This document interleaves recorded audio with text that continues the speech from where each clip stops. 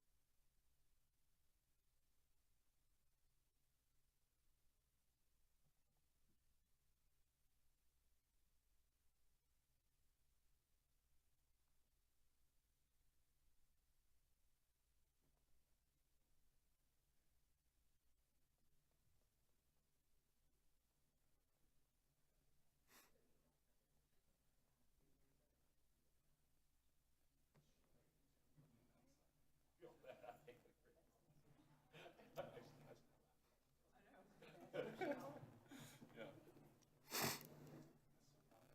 notepads.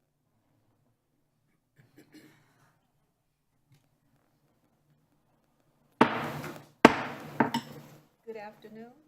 Welcome. Good afternoon. Welcome to the August Public Works meeting. I am Chair of the committee, Barbara Burke. City Clerk, would you please call the roll? Chairperson, Councilmember Burke. Here. Vice Chair, Councilmember Andrew Bowen. Here. Councilmember Clark. Here. And Councilmember Taylor. Present. Committee members, we have 6 consent agenda items. Are there any consent items that you all would like to have pulled? Well, I would like to have C5 pulled, and if we could get a motion to vote on the remainder of the consent items. I move approval for the balance. Second. Okay, it has been approved and second. Is there, let's vote. Voice vote. All in favor of approving the remainder of the consent agenda items, please say aye. Aye. C5, Mr. Jeff Fansler, can you come and give us a quick briefing on C5?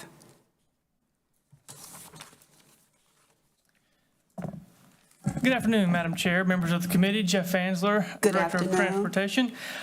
Real briefly, this item before you, you may recall late last year, we brought this item about this NCDOT project, which will consider an at-grade intersection improvement where the railroad crosses Doris Street there adjacent to Old Walkertown Road. And so if you've been out there familiar with the site, you know there's a significant grade difference in those streets causing a number of angle crashes. And NCDOT has approached the city and wanted to do a spot improvement there to correct that intersection, which will result in the closure of that railroad crossing and subsequent improvements to Oak Ridge Drive just down the street to make that more efficient as well. So this improvement at large, we briefed you at that December meeting, and then since then, we have had a public engagement session in April, and we received positive feedback. There was some general inquiries about operations and how that would affect traffic, and we handled those.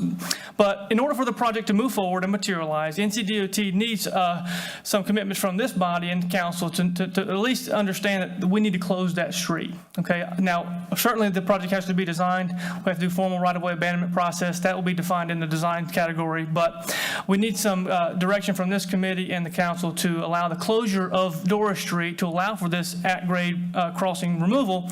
That way we can formalize the intent of the project and NCDOT can march forward with the design. So at large, First, this project will eliminate the at-grade railroad crossing of Dorr Street. It will terminate Dorr Street at Old Walkertown Road, and then make improvements at Oak Ridge Drive and Old Walkertown Road to make the whole intersection a lot more safe as we navigate across the rail line. So I'm happy to take any questions.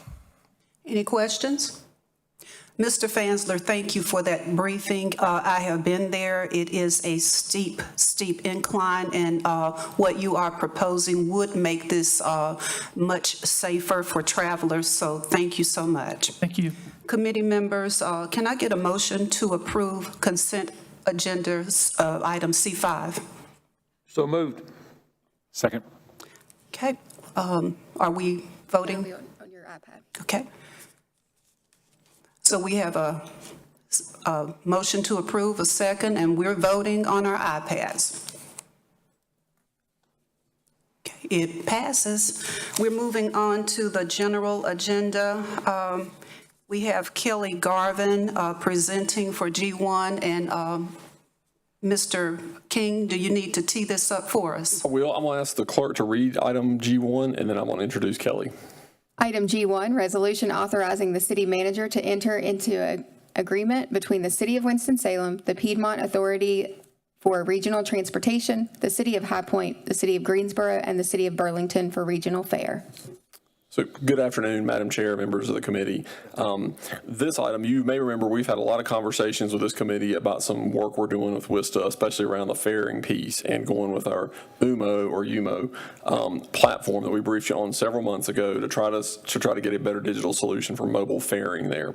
So that work is beginning to take place and move to fruition. And so what is before you today is an agreement with some other local transit providers that is really geared to make the UMO experience much easier for our riders in the region. And Kelly's going to brief this item for you. Thank you. Ms. Garvin? Good afternoon, Madam Chair and members of the committee. Good afternoon. As Aaron mentioned, this item has to do with an agreement between our regional partners and ourselves on the fare distribution within the region. As you may remember, we've talked about UMO, and you guys, the committee has approved for us to enter into an agreement with UMO. And one of the reasons that we selected UMO was that it had a regional component to it, because both Greensboro, High Point, and Burlington already utilize the UMO platform. And so by us also having the UMO platform, the rider would be able to travel amongst all the systems effortlessly without switching between one app or the other. The other component to that is the payment piece. And so what this agreement does is it allows the city and all the regional partners to be able to redistribute the fares appropriately where the rides actually happened. We are proposing that the city manager signs this agreement upon signatures from all of our other regional partners. I'll take any questions. Thank you. Any questions, committee members? Okay, Councilmember Scipio. Thank you, Madam Chair. So you did answer the question that you can use this app across the whole region. Is the fare different from municipality to municipality? Yes, ma'am. The fare is specific to each jurisdiction, so the agreement does not mess with our fare structure. It just simply allows us to just be able to tap from one jurisdiction to the next. Other than the connecting ride, I think is part that takes us to other cities. So you'll be able to use it there, and when you get to that other city, they'll be able to use it there. So it's a real seamless transaction, cashless, I assume. Okay. Yes, ma'am. Thank you. I think that's important because we're going to become more regional as jobs become available at the Piedmont Triad Airport, and people will need to transit themselves there, so, and around the region. So it's a great move. Is there cost to us? No, no cost to us. Okay, thank you. Whoa. Okay, thank you. Councilmember Andrew Bowman. Thank you, Madam Chair. I'm the representative for the city with the PART program, and we were given a presentation in May or June on this partnership. And that is something that the PART program is looking forward to, that we can have this partnership so that way people from Winston-Salem can move freely into Greensboro and High Point and around the Triad, and that making this as an easy and, as you said, a seamless effort for our people and our residents to, if they need to go to the airport for anything, whether that's for transportation or a job, or they people need to come here, it makes it easier for that transportation piece. So I'm definitely in favor. So any other questions? Well, I just want to say I love it. I love having an app for everything, and I love the seamless process, the digital payments. So I think it's going to be good and well received by all. Thank you again, Ms. Garvin. Thank you. City Clerk, would you please read agenda item G2? I think you got to We'll need to vote on that first item. Councilman. Sorry, that was not information. At this time, can I get a motion to approve item G1? I'd make a motion to approve G1. Okay. Second. It has been moved and approved. We're ready to vote on our iPads.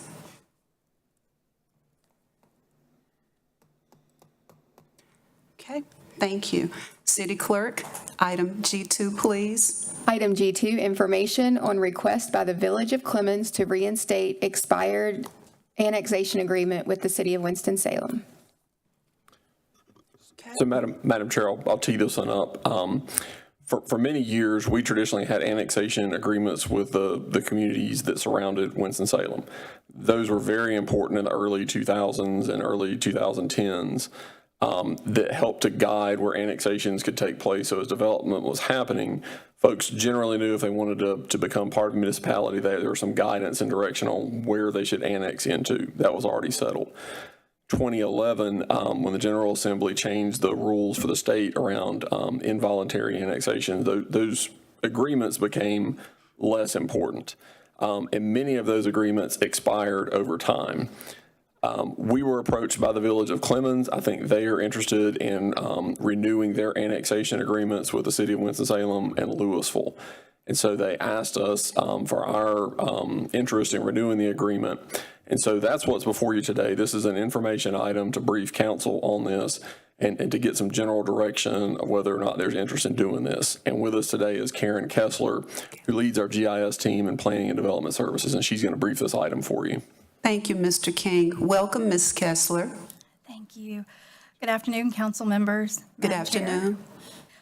All right. So just to sort of begin, in case anyone is not aware of what these annexation agreements used to contain, prior to the 2010s, cities would have maintained historical agreements with surrounding municipalities to kind of clearly delineate where communities could and could not annex and expand their corporate limits. In the 2010s, these became less relevant when legislation eliminated the ability for municipalities to involuntarily annex these unincorporated properties. Since that time, most of these agreements have lapsed or become inactive. However, recently the Village of Clemens has expressed interest in reinstating or possibly updating their expired agreement with the city. So this is just kind of an overview of the research that we did with all of the municipalities within Forsyth County as well as the town of Midway. As you can see, everything in red, they either did not have an agreement with us on file or their agreement has since lapsed. Except for Midway, they do have an active agreement through 2029. However, it does not affect Forsyth County in any way, and it also does not have any type of boundary saying that we cannot annex in any certain direction. This particular map is just an overview. So everything that you're seeing in the different colored hatched areas, so the grayscale areas, those are the current corporate limits for the different municipalities. And the hatched areas are areas where a specific jurisdiction has been in agreement in the past to not annex. The most important part for this council is the areas in red, which these are the areas that we have historically agreed in these past agreements that we would not annex. This map just kind of condenses it down. Basically, green is an area we can annex, red is an area where historically we have said we would not. which brings us to today with the Village of Clemens. So they have requested an update to their lapsed annexation agreement to make new areas available for exclusive annexation into their municipal limits. This is a zoomed in of the previous map with the Village of Clemens.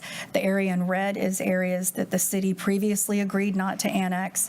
Areas in pink are areas where Clemens had agreed to previously not annex, so this would be areas available to the city of Winston-Salem should the property owner decide that they would want to annex, because the initiation falls to the individual property owners following the legislation. So just in summary, most of these annexation agreements, they have lapsed or become inactive, or they do not otherwise affect Forsyth County. The Village of Clemens has requested to reinstate their agreement with the city. It is important to realize that should no agreement be in place, the property owner still has to initiate. They would just have a little bit more of a choice with which municipality they wanted to annex into, as long as they met the statutory requirements. And at this time, we were still talking with the Village of Clemens about where the line would possibly be, but should it follow the previous agreement, staff does not anticipate any issues. And at this time, I'd like to open to any questions you may have for staff. Thank you, Ms. Kessler. Any questions? Okay, Councilmember Andrew Bowen. Thank you, Madam Chair. Thank you for this presentation. I have a couple of questions. Do we have current agreements with other municipalities in Forsyth County? They are all lapsed. You answered my second question. Thank you. Councilmember Scipio. Yes, could you put the map that says what our previous agreement was for Clemens, that one?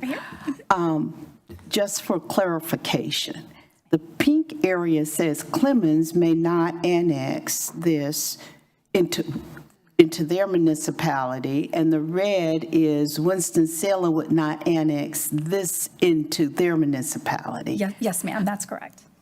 So if we have this agreement, can a property owner says, I really want to be in Winston-Salem, and they're in the red area, does that void any agreement that we make with the city of Clemens? Councilor Scipio, I think what would happen is if you had an involuntary annexation in one of the areas that was inconsistent with what could be agreed to, we would tell that applicant that that is not where the annexation agreement has been agreed to, and ultimately, I think we would have to tell the council that is not in accord with what had been agreed to by the two municipalities, and not to approve that annexation. Even though the state gives those petitioners the right to have an involuntary or voluntary annexation? They have the right to an involuntary annexation, but I think when we establish agreements like this, it gives direction on where you can involuntarily annex to. And I see Jerry leaning towards the microphone, so I didn't know if he had something to chime in with. No, nothing additional at this point. Okay. But he's on track. Once you enter into the agreement, that supersedes and becomes binding and supersedes the statute. So it seems like in the red area, that's where Clemens would say that if they want to extend their boundaries, that's where they prefer it to be coming from. Yes, ma'am, that would be in the agreement area. Mm-hmm. Okay, thank you. Any other questions? Councilmember Clark. But for the record, they haven't said what they want yet. We have been talking with Amy Flight as recently as today. So my understanding is that it's going to be similar to the previous agreement. Okay. No further questions. Thank you so much, Ms. Kessler. And this was an information item. That's correct, Madam Chair. It would be helpful for staff if there's some discussion amongst the committee as to whether there was interest in it. I think we probably owe the Village of Clemens a little bit of direction to say whether or not we're interested in pursuing this or not. So some direction from the committee would be helpful. Okay, committee members, can I hear from you? You're in agreement, Councilmember Taylor, Clark, and I am as well. Thank you so much. Thank you. Okay. Information item, we'll move on to G3, our last item. City Clerk, would you please read it? Item G3, resolution authorizing the purchase of Jillig 29-foot clean diesel buses for the Winston-Salem Transit Authority. Mr. Fansler, thank you. Hello again, Madam Chair, members of the committee. I appreciate just a few moments to talk about WISTA and our fleet needs. You've heard a lot of conversation, in the past several months about our initiatives to move WISTA forward on all fronts. And so I appreciate the time to talk today about our fleet and the fleet needs. Item before you wants to really expose a couple things. Number one, what our current vehicle facility needs are. Today we have 45 hybrid electric fixed route buses, and the hybrid electric is hybrid battery powered and a diesel motor. They operate on 28 fixed routes, and just for all things being equal, of those 45 today, as we speak today, 24 of those are beyond what FTA classifies as useful life. And that classification indicates any vehicle, any fixed route bus that is over 500,000 miles and or 12 years old. And so both of those can kind of play into that useful life factor. And today, 24 of our 45 fixed route fleet is beyond that threshold. And that results into some very interesting numbers. To date, on those 24 buses, we have spent over $14 million in maintenance and repair costs on those 24 buses. Having said that, I want to also call attention to the fact that we're chipping away at this. You may recall that we were successful in an FY24 discretionary grant through the Federal Transit Administration, where we received funding for 5 hybrid electric buses with the direct intent to continue replacing our fleet with the hybrid electric buses. And we were successful in that. I'm happy to say we had staff write that grant internally, very strong application, and was well received. And that's a step in demonstrating the right, how we're moving forward to catch up on this backlog of replacement needs. Additionally, staff has been working with our MPO, our Transportation Planning Organization, to figure out how we can better fund a replacement. Additionally, the past several years, we've been working with the budget office through the budget season on developing a replacement schedule. And you adopted, and I'm thankful for this, a capital plan that identifies a routine $1 million for matching and leveraging city funds against other grant and discretionary funds that our department could go pursue. Having said all that, we were successful working with the MPO and receiving $7.6 million to combat our aging fleet and specifically for fleet replacement, right? And so the matching fund requirement for that will, of course, have been identified and will be coming from the city's capital plan. So the item before you today is to one, expose our backlog of replacement schedule. We, on a recurring need basis, we would be replacing 4 buses a year. That's about our burn rate for buses. And you can see when you get to 24 behind replacement schedule, we have several years where we've not been doing a great job at that. So I want to highlight a few things because this item specifically requests a little bit of deviation from our initiatives for clean energy and specifically targeting our efforts to catch up. And in doing so, we're asking to purchase 10 clean diesel buses, 29 foot, a couple things there. Obviously, the drivetrain and power difference with the clean diesel. Additionally, they're a little bit smaller, which identifies some efficiencies on routes. We have tight turning issues. We have issues with delay of congestion. That solves a lot of those issues with the tighter turning radius. But I want to highlight 4 main things today that are in the item that I want to just cover real briefly to kind of frame this item. Number one, cost efficiency. And when I say that, I'm really talking about the initial purchase price. For a clean diesel bus, that purchase price outfitted with the technology that we require for our system, that's cameras, that's the passenger counters, that's the Wi-Fi on the bus, a number of different things on the bus. This is about a $700,000 purchase for the 29-foot clean diesel. Conversely, procuring an additional hybrid electric that was in our fleet today, the current purchase price outfit with the same tech is about $1.2 million. So, it's in the ballpark of $500,000. And there's some nuance there, shipping and different things. We're not sure if some of the tariffs may cause issues and stuff like that. But in round terms, it is a $500,000 difference in initial purchase price. So that's number one. And I think number two, and it's important to know because I've already mentioned that we're 24 buses behind replacement schedule, and every day we're continuing to broaden that gap, is delivery timeline. The hybrid buses, there's a lot more involved in the parts that go into that bus. And what we've been told from the manufacturers is that lead time is between 12 and 16 months. That's a long time to order a bus and wait when you have an aging fleet already. And on the other side of the coin, when we talk about the hybrid electric, they have a little bit quicker delivery schedule, and they've indicated that could be anywhere from 8 to 12 months in that time range. Now, not a large difference, okay, but several months matters when every bus that we're trying to replace is already outside of its useful life. And that's a good segue into really, I think, what may be the most important piece that I want to highlight today, and that's service reliability. One of the things that I think we battle most frequently with our system is having a reliable option for our citizens to use in our community. And what we found when we polled the reports for these buses last year, through June of FY25, WISTA performed over 450 road calls. And what is a road call? Well, I'm glad you asked. We classify a road call as basically that bus en route in revenue service is decommissioned. That could be anything from a check engine light to some issue where it's a catastrophic failure. That bus has to be decommissioned. We're towing that thing back to the garage, and we're deploying a whole nother bus 450 times in 12 months. And so you can imagine that's over one a day. You can imagine the impact that has to reliability and folks that need that service every day. And there's a barrier there for what I consider reliable service that we ask our team at WISTA to produce because of the equipment that we give them to do it with. And so we're trying to battle that every day and having that reliable service. So I wanted to just call real attention to how unreliable these buses are, and what we're trying to demonstrate is a move towards something a little more modern and easier to keep on the street. And lastly, I want to just talk a little bit about environmental considerations. Understand we're not comparing a diesel bus versus a hybrid electric bus. We all recognize that there's efficiencies to gain from our environmental responsibility when you turn to the hybrid bus. We're well aware of that and sensitive to that, most definitely. Just to highlight a couple things, though, in terms of where we are today with current fleet, highlight a couple things. Today, our buses get about 3.5 miles per gallon. Okay, and moving to a new clean diesel with the Allison transmission and the modern technology that produces, we're going to be in the 5 miles per gallon range. So even procuring a clean diesel today is a better fuel efficiency metric than we have today with a hybrid fleet. Just the age of the buses. We're talking 2010 buses, right? So there's challenges there. Additionally, there's a 50% reduction in nitrogen oxide emissions when compared to the similar diesel bus.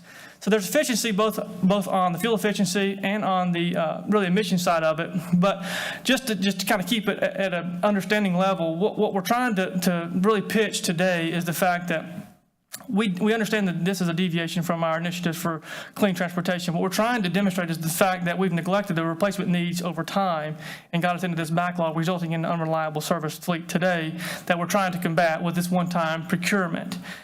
Having said all that, I want to make one final comment that this is not a deviation from our long-term vision, which is to be replacing these at 4 buses a year with the responsible procurement practice of hybrid electric. And demonstrating that commitment, I'm happy to say that we also, thanks to this approval from this body, we've applied again for the FY25 low-no program, where that application, we once again go back to the request for 5 additional hybrid electric buses. And so the item before you, after all of that, up and down, thanks for taking the ride with me. What I'm happy to say is that this is an ask to catch up on our fleet replacement needs, demonstrate that we're not trying to deviate from our initiatives, but to put a reliable service on the street. And with that, I'll yield any questions. Any questions for Mr. Fansler? Okay, council member. Thank you, Madam Chair. Mr. Fansler, thank you very much for this presentation. Mr. King, thanks for the heads up from last Thursday or Friday for this. I appreciate it. You answered every single question that I had written down, so thank you for that. I guess no surprise kind of where I stand. When I was first elected, I requested to be on this committee for these reasons, because sustainable energy is an important issue for me. After watching I watched the General Committee or the General Government Committee yesterday, and Mayor Pro Tem Adams talked about how she got a lot of feedback about the amphitheater. I got a lot of feedback about this. Sure. I thank you for the presentation. I accept if this moves forward, but I will be honest that I will have to vote no on this now, just for my stance and my passion for this. But I understand the need for it, but would love to see. I appreciated your comments about how we have a backlog for a reason, and I would love for us to moving forward to just get the ball rolling as soon as we can. So thank you, sir. Thank you for those comments. Councilmember Scipio. Thank you. I think this on the surface, it makes good sense, but it's cheaper. You get better mileage. Perhaps it will reduce some of the maintenance costs over time. But I'm torn because I believe climate control is a real entity. And every time we step back to a less sensitive way of trying to mitigate climate control, I think we are stepping back. And I'm not so certain that, I guess I know that we have an aging fleet. Sure. I wonder if there's a way we can have some of this money spent for the diesel and then have some for sustainable energy sources, a hybrid of some kind. Does it have to be all or nothing? And the 7.6 million, is it a grant? And do we have matching, does it have a match with it? And what is that split? They're grant funds. They're direct attributable funds administered through our MPO. They do require a match, and we've identified that match with the city's capital plan. Do you know how much the match is? So it's 20% of 7.6, and it's over a couple years in the capital plan. Okay, thank you. And if, Madam Chair, if I may make just a couple comments, because I respectful and I appreciate that comment about our commitment to sustainable fleet. What I wanted to make sure that we're all aware too is that anything that we do, I mean, understanding that, we're so far behind replacement schedule and our average fuel efficiency today, is pretty poor at just over 3 miles per gallon. And so the longer we kind of allow that to continue, that exacerbates our need and then further exacerbates the reliability of our riders.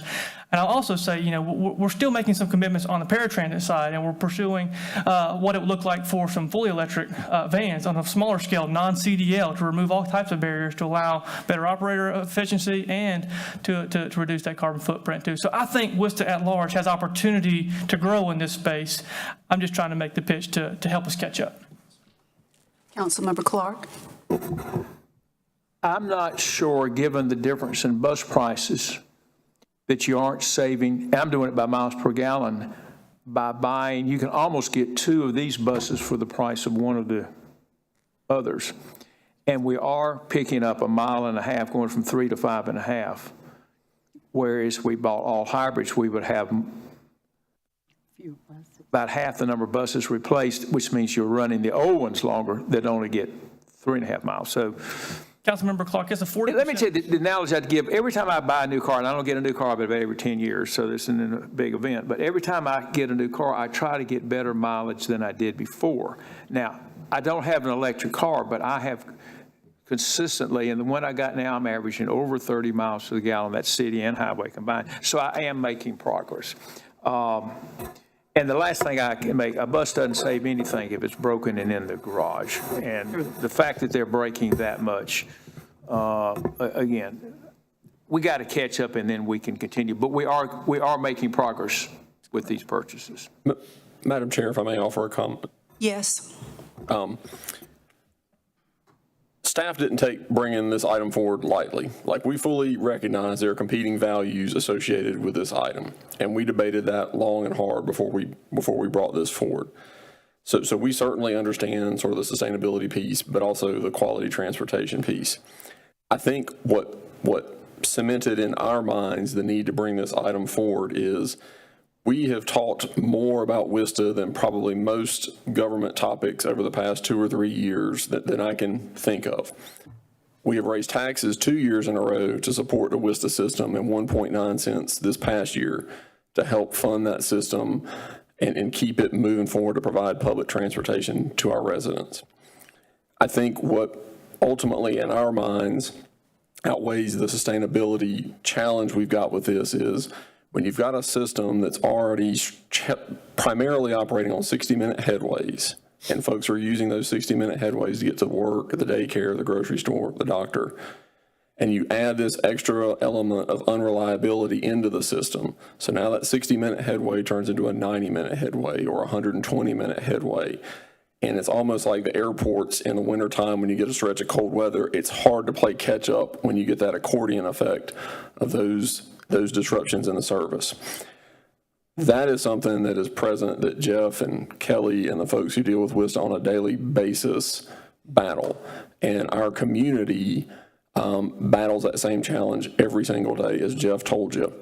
So that is a little bit of the extra context that I think we debated very heavily in bringing this item forward. And I think the commitment to this being a one-time catch-up because of the cost differences and the other impacts that Councilmember Clark and Jeff both spoke to, also for some opportunities to kind of even out the load on the TransAid side, we thought this was a reasonable request to bring forward.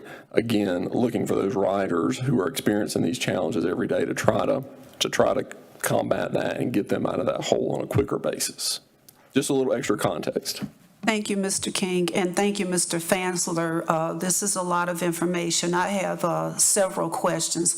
I think that my first question, I need a little more clarity about the funding of the buses, the 7.6 million matching funding. I understand that, I think, but what I want to know is what can we expect annually as far as funding to replace these buses that are aging out? Yeah, so that's hard to answer because annually we are going to be participating in the call for projects that the MPO puts on. So we're competing with our other member agencies to compete for the same dollars that are administered to this planning region.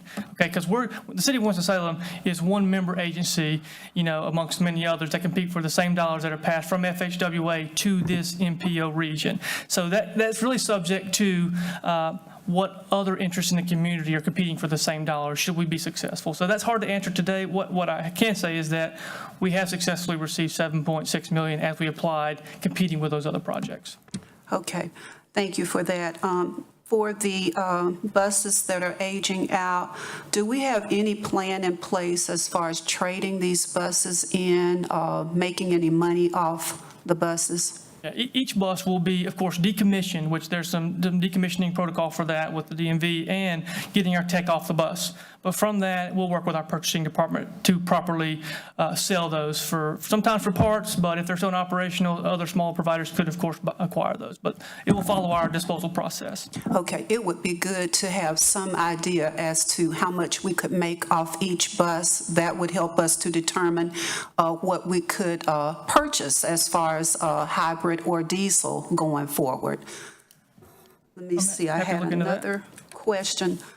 The road service, you said calls for service have occurred like 450 times within the last 12 months. Were you speaking specifically about the hybrid buses? Madam Chair, all of our buses in the fixed route system are currently hybrid, so in that system, over a 12-month period, it was 450 calls, so it would have been with a hybrid bus. This is tough. This is tough because we have really been talking about clean energy initiatives. We've been talking about better air quality in our city. It's just tough. Just a lot to consider. Yes, Councilmember Clark. May I make a motion that we move it forward without recommendation? Are we good with that, committee members? Second. Okay. We have a motion and a second. I'm fine with it. Let's vote.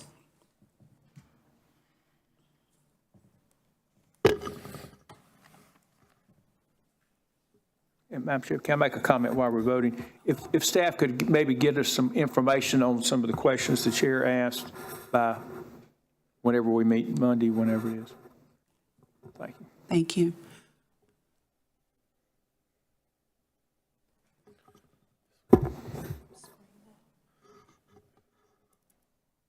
Two of us are able to vote. I just want to make. Magic. Okay, so we'll move it forward to full council. And it'll come Yes, back in September 2nd. So if there are any other questions, staff would appreciate those. We'll try to get those answered and get those back out. Thank you.